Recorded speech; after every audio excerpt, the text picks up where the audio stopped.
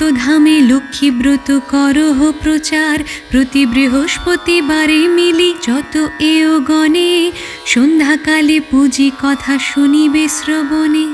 বাড়িবে ঐশ্বর্য তাহে তোমার কৃপায়, দুঃখ কষ্ট দূরে যাবে তোমার দয়ায়। শ্রীহরির বাক্যে লক্ষ্মী আনন্দিত মনে, মর্তধামে চলিলেন ব্রত প্রচারণে।